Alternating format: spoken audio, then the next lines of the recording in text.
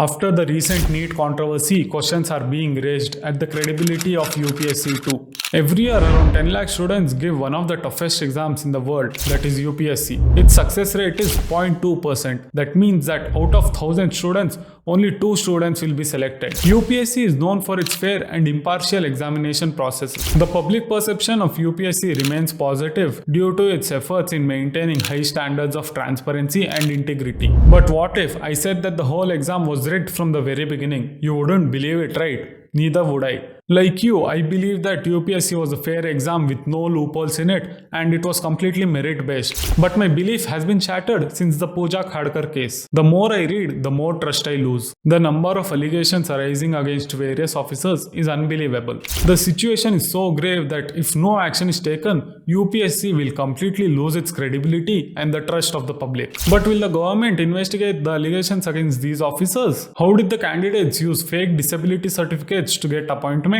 How already appointed IPS officers are misusing the EWS quota to become an IAS? What will be the impact of these allegations on the credibility of UPSC? And will the students still have hope in this education system? Because I for one have lost hope completely. I will start off with the Puja Khadker case. Even if you know her story, do not skip the video as I will wrap up her story very quickly and discuss other cases too. Puja Khadker got herself into trouble by her actions by demanding for special privileges like a VIP number plate, Maharashtra Sarkar signboard and a red-blue flashing beacon on her private Audi car. Puja's tenure was marked by incidents of indiscipline, high-handed treatment of junior staff, and unauthorized modifications to the office spaces. Puja hails from a very powerful family. Her father, Dilip Khedkar, is a retired IAS officer working in the Maharashtra Pollution Control Board, and he also contested in the 2024 elections from the Vanchit Bahujan Aghadi party, and he got around 15,000 votes too. Her mother is the Sarpanch of Bhalgaon village. Puja also demanded for a letterhead, visiting card, nameplate, royal seal, a separate office chamber, and even a dedicated staff, despite not being entitled to any of these privileges.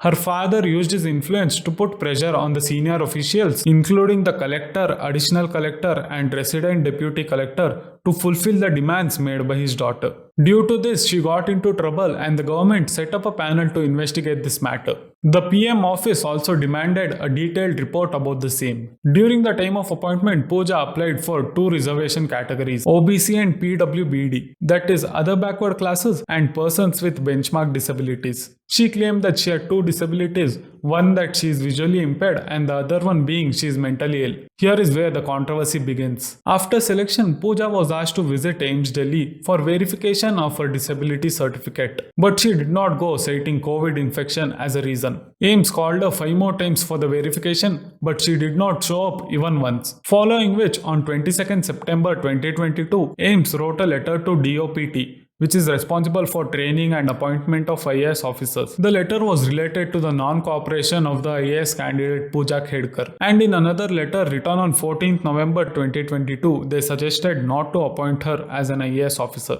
But what happens is the complete opposite. Puja provides a fake disability certificate report from a local private hospital, which is somehow accepted, and she joined as a probationary officer in Pune. The UPSC felt that something is fishy and challenged her certificate in the Central Administrative Tribunal. It is the body which solves dispute arising during the recruitment process of government officials, despite which she mysteriously received her joining order. This should have never been a possibility as the certificate from a private hospital has no credibility.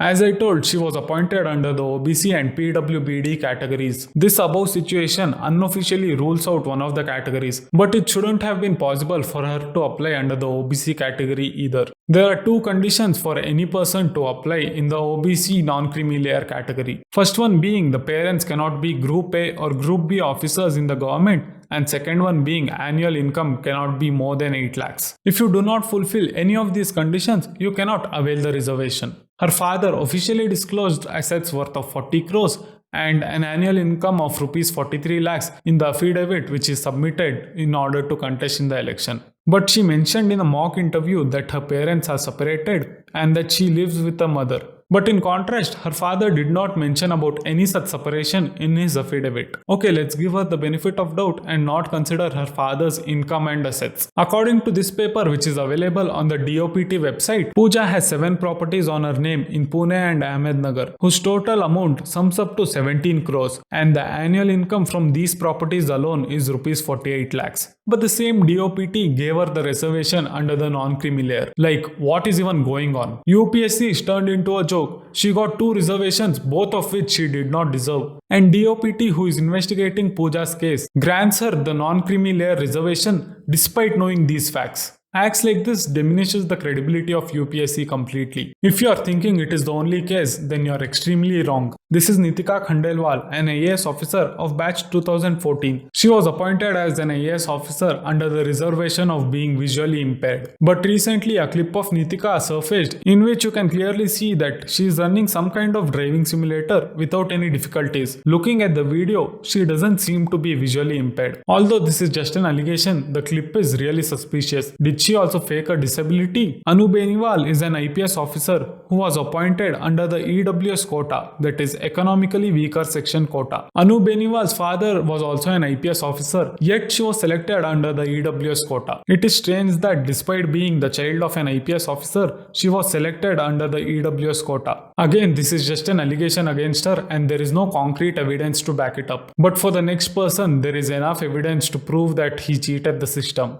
Abhishek Singh, an IAS officer of the batch 2010, cracked UPSC under the quota of locomotive disability, which basically means that both of his legs are immobile or have some kind of disability in them. For once, just imagine how he would look, and now have a look at him. Look at these videos where he is doing workouts in the gym and dancing with Sunny Leone. Does it seem like he is disabled in any way? Although Abhishek Singh left his post to enter into politics, it does not rule out the fact that there has clearly been a misuse of the reservation. Following the uproar and allegations, Abhishek posted this long message. But he never seemed to address the allegation. He did not say anything about his disability that he had, nor did he comment on what basis did he get the disability certificate. All he said was that everything was conducted in a fair manner and he got in on the basis of merit and not reservation. But the records don't lie, does it? Priyanshu Khati, an IAS officer of batch 2021, cracked UPSC under orthopedically handicapped category. But in his social media profiles, he seemed to be completely fit.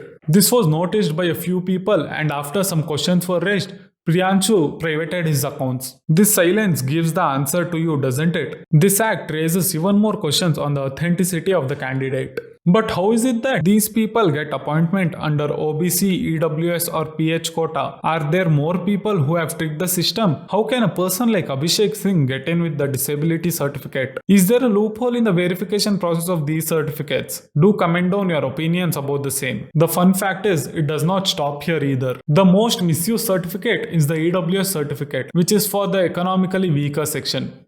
As a result of Puja Khadker's case, limelight fell upon these officers too. There are allegations made that EWS certificate is being misused by the people who have already cleared the exam once. This next set of cases involves candidates who first cleared the UPSC exam without any reservation, purely based on merit, and got into posts like IPS, IRTS, etc. Further, in their desire to become an IAS, they submitted fake EWS certificates in their second or third attempts so that they could get in through the EWS reservations. They did not submit an EWS certificate when they initially cleared the UPSC exam. Is this a new loophole exposed, or am I just grasping at straws? I am not sure, but as per my knowledge, there exists a loophole which is being exploited by the already appointed officers to become an IAS officer. Vijay Vardhan. Vijay became an IPS in 2018 from an unreserved seat. Then for his next attempt, he submitted an EWS certificate and became an IAS in 2020 with the help of the EWS reservation. Ravi Kumar Sihag. Ravi got into IRTS in 2018. Then he got a post in IDAS in 2019, both the times from an unreserved seat. But in his third attempt at UPSC, he submitted an EWS certificate and was selected in IAS with the help of EWS reservation. Durga Prasad Adhikari. He became an IPS in 2021 from an unreserved seat. Then for his next attempt, he submitted an EWS certificate and became an IAS in 2022 with the help of EWS reservation.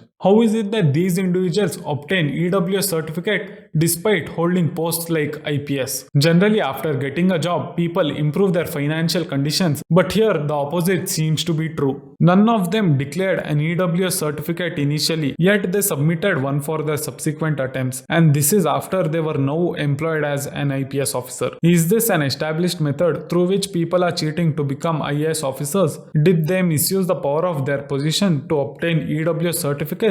Is there no background check conducted before approving EWS certificates? If there is no clarification provided on these topics, the credibility of UPSC exam will surely take a hit. You can't even imagine how many other people have become an IAS through this method. Do comment down your opinions about the same. The credibility of UPSC is also diminishing with the rise in corrupt officers in the recent years. Babulal Agrawal, a former IAS officer from Chhattisgarh, he had an estimated net worth of around Rs 500 crores. Arvind Joshi and Tina Joshi, the IAS couple from Madhya Pradesh, was found with disproportionate assets worth over Rs 360 crores. Sanjay Gupta, an IAS officer from Gujarat, was arrested in connection with a 113 crore rupees scam. These are just a few examples of IAS officers who were caught. This situation, if not handled properly, will be disastrous for the country. UPSC is a very important exam, and there are millions of students who dedicate their entire life to this exam in the hopes that they can serve the nation. And this condition is not doing justice to them.